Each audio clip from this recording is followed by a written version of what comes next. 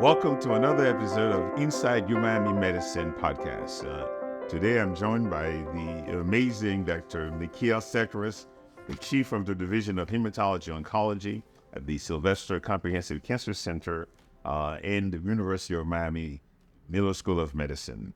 This is the second part of our podcast. During the first part, we concentrated on the storytelling, the humanitarian aspect of Dr. Sekeres' practice, how he's able to connect with his patients in a very, very insightful and meaningful way. And through the process, we found that he brought hope, he brought comfort, and was able to help many of them achieve their goals when he could not actually help them overcome their disease. Having said that, he also has a lot more successes than he had disappointments in that context in terms of trying to save people's lives with blood cancers. So we are now going to focus on the different treatment modalities that he has within his armamentarium to help patients who present with hematologic malignancies or blood cancers in general. We know you're a leukemia specialist. Tell us a little bit about the current landscape when it comes to those types of malignancies. Actually, I think the landscape for treatment is really exciting. I specialize in acute myeloid leukemia, particularly in older adults, and another cancer of the blood and bone marrow called myelodysplastic syndromes. Both of these typically affect people at around the age of 70. So a lot of people often think that acute leukemia is something that affects children. That is true with acute lymphoblastic leukemia, ALL, but actually ALL even itself has a second peak in older adults, and acute myeloid leukemia, and as I mentioned, myelodysplastic syndromes is really a cancer of older adults. And what we've seen over the past few decades, and you've seen this also, you're a basic scientist, Dean Ford, or translational scientist, are the fruits of decades of funding for basic and translational cancer research at understanding the biology of these diseases. And one of the real explosions in the past decade and a half has been understanding the genetics of leukemias and myelodysplastic syndromes. We talked during the first section about narratives and storytelling. And I think of science as storytelling as well. And I start with the story of a patient. So I've really focused my career on trying to tell that story and understand that story from a scientific perspective. I'll give you an example. A patient comes to me with leukemia. What are some of the risk factors that led to that development of leukemia? What are some of the prognostic factors that will predict how well a patient will do with a specific type of therapy or with any type of therapy? What are the drugs that we can explore in clinical trials that could allow that person to live longer or to live better? Those are the two kind of endpoints FDA thinks about: lives longer, lives better. What are some of the translational aspects of that person's diagnosis? So what are some of the genetic mutations that have contributed to that diagnosis, and where do they start, and how do they evolve over time? What's that person's quality of life as he or she is going through treatment, and how does that person make decisions about treatment? And then even thinking about quality and delivery of care, and how do we study that? So I start with a story of a patient, and I guess I could be criticized for having a career in research that's focused on a lot of different areas, but one disease. And that's something that one of my mentors, Stephanie Lee, who's a bone marrow transplant specialist, when I was in training, she said to me, you need to figure out, do you want to focus your career on a methodology? So do you want to focus on one specific type of research, or do you want to focus on a disease? And that was some of the best advice I received. And I decided early on I wanted to focus on a disease. That led to a lot of different methodologies and a lot of different ways of exploring the science. And I think it's actually led to better treatments for my patients so that they are living longer and are living better. That's great to hear. So why did you choose the particular disease that you chose? So I chose hematology oncology because of something that happened during my intern year. I did my internship and residencies, as I mentioned before, at Mass General in Boston. And my very first month, I was placed in the intensive care unit. And I had never been in an ICU during med school. I did no ICU rotation. So I might have gone and consulted on 1 or 2 patients, but I didn't live, eat, and breathe there like you do when you're actually in the ICU. And one night, a woman was admitted to the ICU. She was actually a pediatric doctor in Boston. She was in her early 40s, and she had metastatic ovarian cancer. It was this awful, awful story, and she was the most delightful person you could imagine. And she was brought to the intensive care unit because her lungs were filling up with fluid from ovarian cancer that had metastasized there, and she was about to be placed on a respirator. But she decided she didn't want that. She decided she was ready to die, and she didn't want to spend her last hours on Earth on a breathing machine. So, of course, we honored that, and as evening began to fall, her husband came in with her 2 children, aged 8 and 10. And it was so she could say goodbye. I mean, this just, ripped our hearts out of our chest. It was so moving and emotional. And they left, and then her husband came back with her best friend, and they were carrying CVS bags. And they went into her room, and I saw that. All night I was running around getting vitals and I's and O's and doing everything for my junior resident. I was an intern. And kind of saw her at her bed with her husband or her best friend holding a clipboard up, and she was writing. So I went into my junior resident, who represented truth to me, and said to him, what's going on in that room? And he said, well, she's writing out cards. I didn't understand at first what he meant. I had a pocket full of 3x5 cards that we carried around on every patient, right? I thought he meant a 3x5 card. And he said, no, she's writing out birthday cards, bar and bat mitzvah cards, holiday cards. She was writing cards to her children for the next 10 years of their lives, so that every occasion she could be with them in just a little bit of a way. And she could probably, in that time as she's writing those cards, think about what her kids were going to go through in those next 10 years. So I came out of that night. I originally was going to be a cardiologist, and actually came out of that night thinking, you know what, I want to focus on oncology. I want to have even a glancing relationship with people who are like this and who are so inspiring. So I kind of ran with that. And then when I was in my fellowship, my very first rotation again was with a leukemia specialist. And I realized that his name is Rich Stone. He's still at Dana-Farber Cancer Institute. And he practiced medicine the way I wanted to practice medicine, and had these very close relationships with his patients, and did incredible clinical research that has actually led to FDA approval of drugs. He has literally changed the lives of people with leukemia. Fantastic. So, why is it important for patients with leukemias and essentially cancer of the blood and bone marrow to be treated in a NCI-designated cancer center? So it's a great question. One of the areas of research that we've done, we actually published this pretty recently, was part of a study that's being conducted through the National Heart, Lung, and Blood Institute. This is a multi-million-dollar study where we're looking at the natural history of people who have myelodysplastic syndromes. And we're enrolling them onto this trial at the very moment a diagnosis is suspected. So they haven't even had their first bone marrow biopsy. They undergo a bone marrow biopsy at their local center. That could be anywhere in the U.S. The study is open at 150 sites around the U.S. And their local pathologist makes a diagnosis.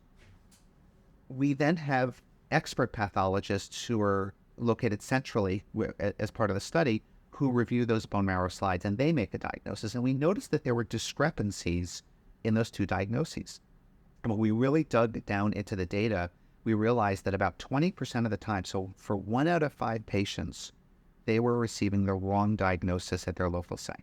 Wow. And not subtleties in diagnosis that eggheads like me think about a lot, right? So it's not some subtlety of a myelodysplastic syndrome subtype where they may or may not have ring sideroblasts, and in the end, who really cares but us? But they were differences in diagnoses where a local pathologist said, you have a vitamin deficiency, and our central pathologist said, no, they don't, they've got leukemia. That's such an important point. how would someone like that present normally that would lead to the diagnosis of vitamin deficiency as opposed to leukemia? I mean, so let's suppose I'm Joe Blow and then I come to see my doctor, and what is it that I would be complaining about that would lead to that diagnosis? And then in the cancer center, that's in the NCI designated cancer center, we get something completely different. The presentation and just give us a little flavor for it. So first of all, you would always be Dean Joe Blow. So someone may go to a doctor because he or she isn't feeling well. That doctor gets blood tests. The blood tests are abnormal. Someone may jump down a line of thinking, oh my God, this is leukemia. We need a bone marrow biopsy. They get a bone marrow biopsy on that patient. They say to the pathologist, I think this patient has leukemia. Their blood counts are terrible. They look like they're suffering. The pathologist looks at the sample and may think that he or she sees a lot of blasts. But a lot of that, if you're going to take a Bayesian approach to this, their pre-test probability was greatly altered by the information they were fed.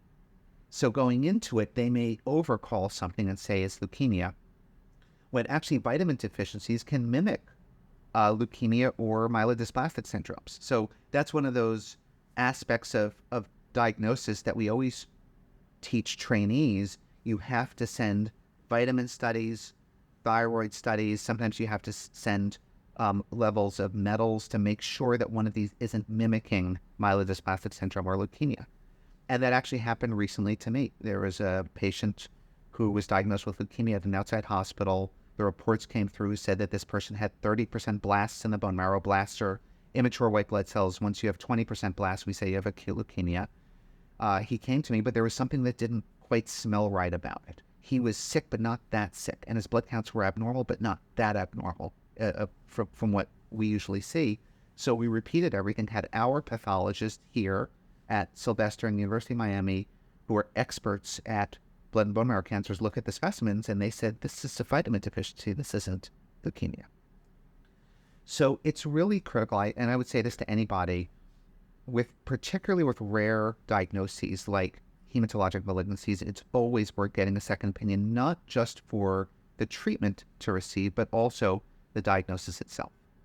And when we followed through on our study from the NHLBI, we actually circled back and looked at all these folks who had discrepant diagnoses between their local pathologist and our central pathologist. And 3 of us sat down and looked at how they were treated locally compared to how we would have treated them based on the central diagnosis. And 7% of the time, they were given the wrong treatment. So it is so important, particularly with rare diagnoses, to go to a center of excellence like we have here. Yeah. And in fact, as we know, NCI designated cancer centers, such as the Sylvester Comprehensive Cancer Center, it offers a certain breadth, depth of scope, and quality of research that is simply not available in most other places, most other cancer centers for that matter. So tell us a little bit about what's going on right now in research arenas, especially in myelodysplastic syndromes, or anything else that you want to highlight for us. No, we have so much going on. It's almost hard to narrow this to something that would fit into a podcast. So I think we're going to need a 3rd and 4th segment.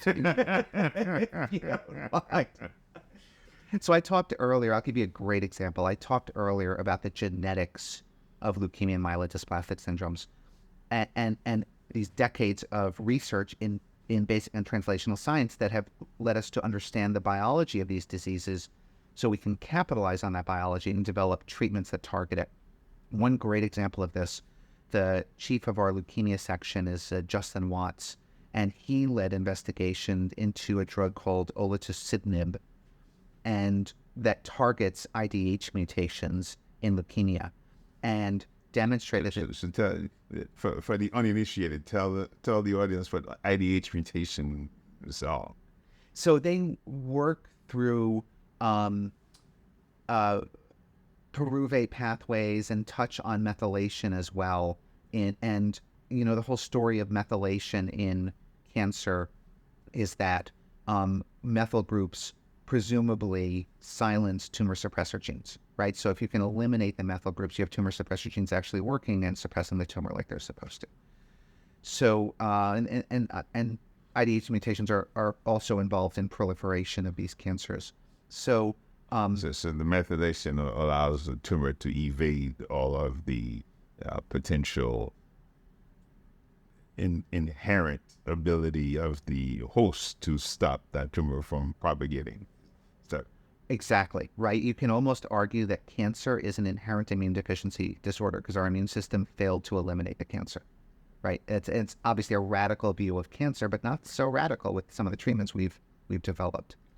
So he led the clinical trials of this drug that showed that it worked in 40 to 60% of patients. They were able to actually get remissions and go, on average over between half a year and a year on this drug alone. That's long enough for a lot of these patients to actually make it to a bone marrow transplant, which really is the curative therapy for leukemia. So we've been involved in some of the clinical research that's led to the FDA approval of drugs for leukemias and myelodysplastic syndromes. And I like to think about clinical research from the benefit of our patients looking at the benefit. One of my patients, actually, I saw yesterday, we enrolled on a clinical trial, and it looks like his blood counts are starting to improve, so something's working. And he said to me, I hope this works for two reasons. I hope it works for me, and I hope that you're looking at this drug in me is going to help future generations of patients. So people think about it from a personal benefit, but also from altruism, from helping, the greater cancer community. And we're able to do that here. And I like to think of these trials as offering patients clinical trials, so experimental treatment today that has a chance of becoming the standards of tomorrow. So our patients, and I have a bunch of patients I've treated where they've gotten drugs years before they were actually approved by the FDA because they participated in clinical trials. And that's wonderful. Now, let's suppose the clinical trial is successful. I'm now in remission. Life is good, carrying out my business.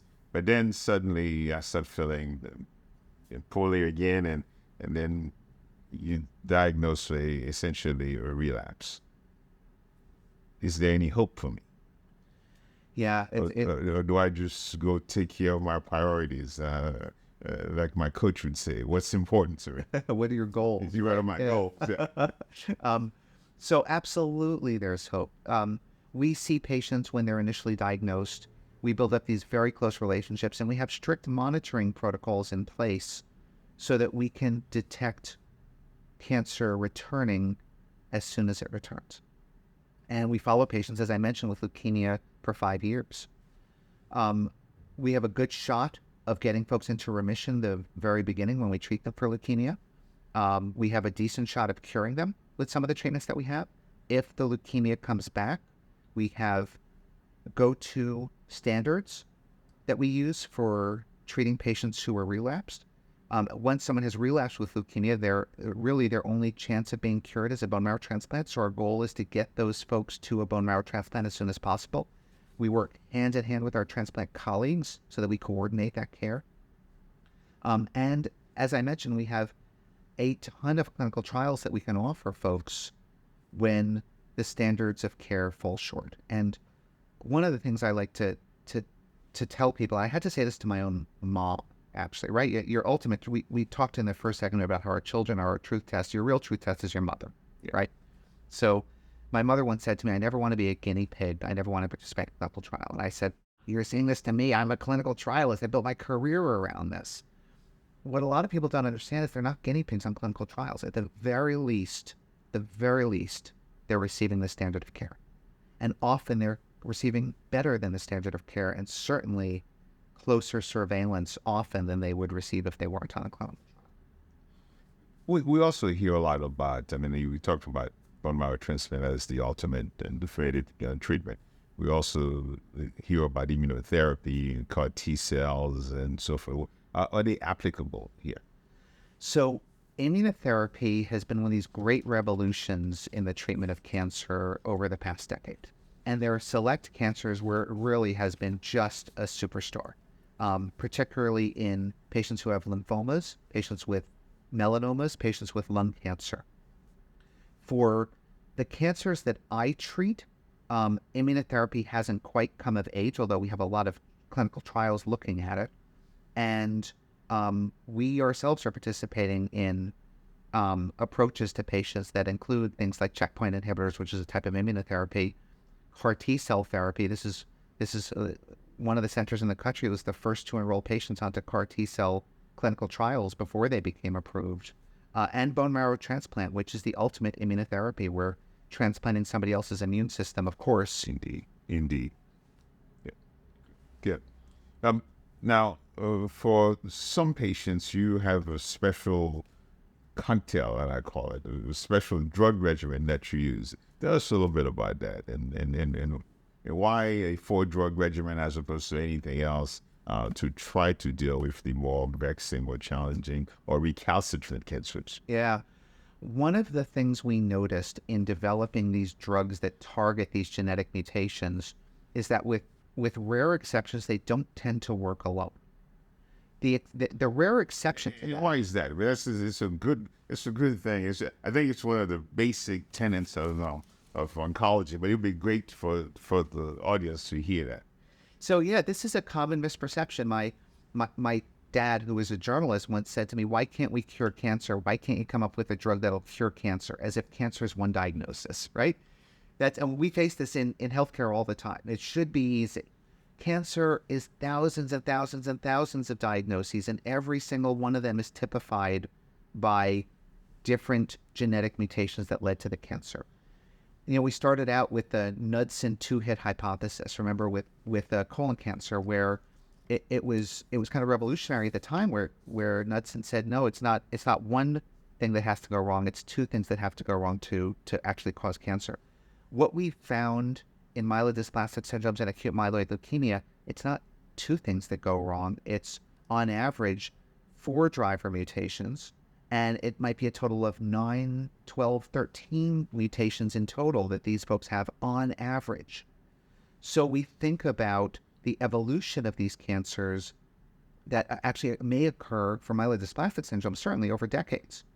So when we use a targeted agent, let's say it targets an IDH1 mutation, right? That's great if the person has an IDH1 mutation, but you have to ask the question, if that IDH1 mutation was the 3rd or 4th mutation, what are you going to do with the first 2 or 3? Exactly. And they're then going to evolve either down the same pathway or a different pathway entirely, that we're then going to we're going to wind up treating a different type of leukemia. Some of the work that we did also has looked at, in looking at the genetics of these mutations, we've realized that patients who present with a myelodysplastic syndrome or leukemia in their 60s or 70s may have a congenital mutation. So 6, 7, 8 decades earlier, they were born with a mutation. And one in particular that we discovered was the DDX41 mutation, a dead box helicase. And it remains quiescent for years until they get that second hit. And that second mutation might have been brought along by, let's say it's radiation therapy for breast cancer, right? Or it might have been brought along by smoking for 3 decades or some other insult. And that second mutation that predisposes them to the 3rd and finally the 4th that leads to the clinical manifestation of the cancer. So, in other words, if we're going to tackle this problem, we have multiple areas where we may have to intervene. So that's why you have to have multiple potential. Well, we have to have a 4-drug cocktail. And how do we get there? First of all, how do we select? And how do we make sure that this particular regimen is going to work? I understand the pathophysiology, the underlying mechanism, and so forth, but there's no guarantee that anything's going to work. And that brings us to clinical trials. And tell us a little bit about that and how you go through the selection process. What are the possibilities that one particular drug will be successful and so on? Because obviously, for the uninitiated, it looks like it's a shot in the dark. So it's a really great perspective, and I've said things similarly, which can be a little controversial, right? We almost become nihilistic about our approach because we recognize that targeting this one mutation is great and may raise the bar of success a little bit, but it's not going to be absolutely transformative unless you have a cancer that has a single mutation that caused it. And that cancer, in what I do, is chronic myeloid leukemia, which is the greatest success story, I think, in oncology that we've had in the past few decades. The reason is that it's a one-hit wonder. There's one mutation that occurs, the BCR-ABL mutation, the 922 translocation, and we actually have targeted drugs. They work really well. There are no other mutations we often have to worry about. Patients go into remission, and they now have normal lifespans. But You're a hero. And you're a hero, right? You're a hero for prescribing a pill.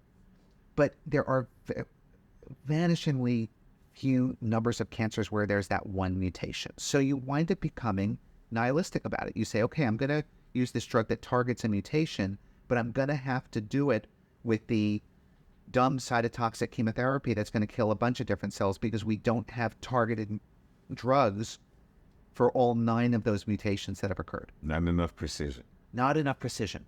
So one approach that we're taking here at Sylvester and the University of Miami is to try to identify these patients when they have the first mutation. A lot of those patients have a diagnosis we now call clonal hematopoiesis of indeterminate potential, where they may have gone to a doctor, may have had a low blood count. The doctor thought, oh, you have myelodysplastic syndrome or leukemia, did a bone marrow, sent a bunch of genetic tests, and then their blood count actually corrects itself. So it was low for some other reason.